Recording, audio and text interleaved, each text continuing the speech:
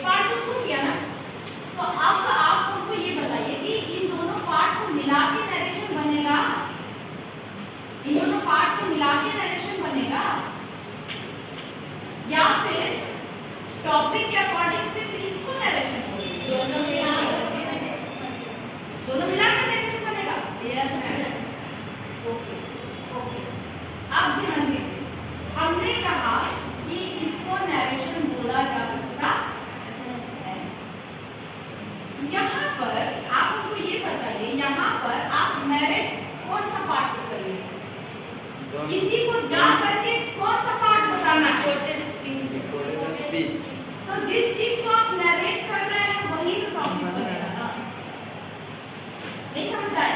आपका सब्जेक्ट, आपका reported form भी चेंज होता है क्या? नहीं होता है। अगर रहेगा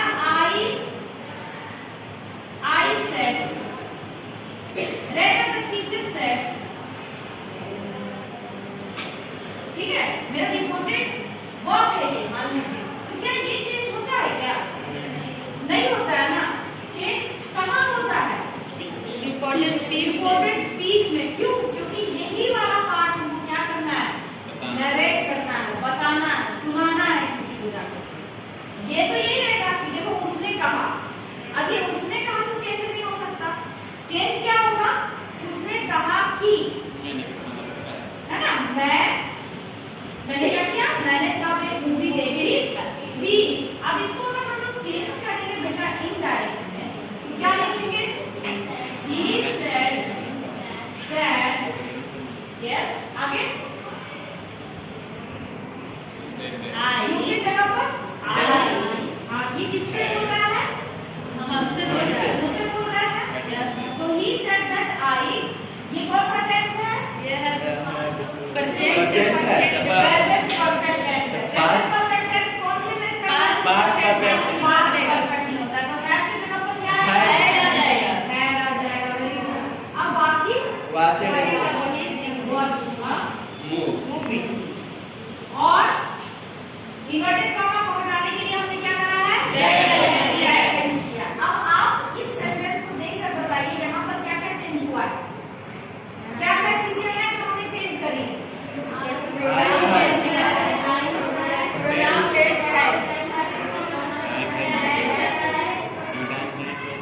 ठीक है, इस सेंटेंस में हमने सिर्फ दो चेंज किए। क्या चेंज किया? एक टेंस चेंज कर दिया है और एक प्रोनाउन चेंज किया है, और हमने इसमें कोई भी चेंज नहीं किया है।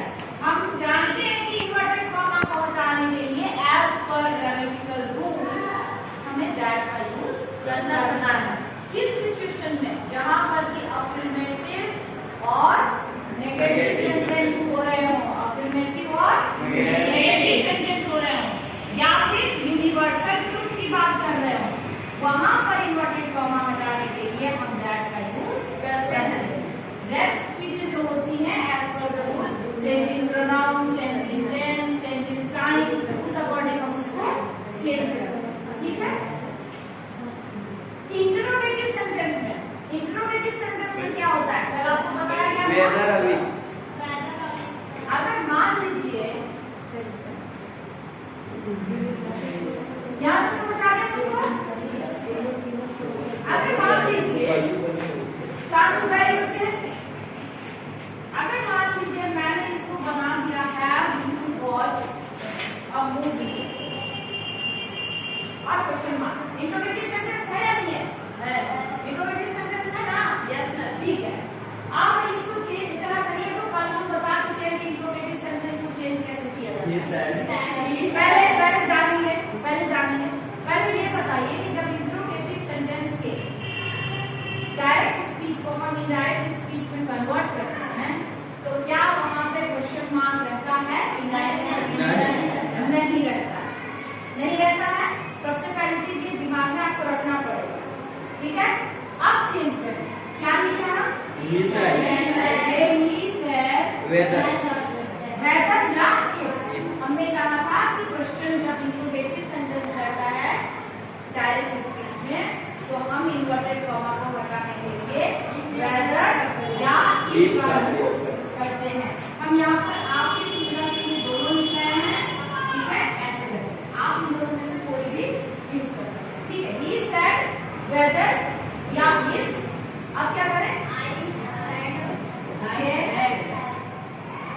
I had watched it.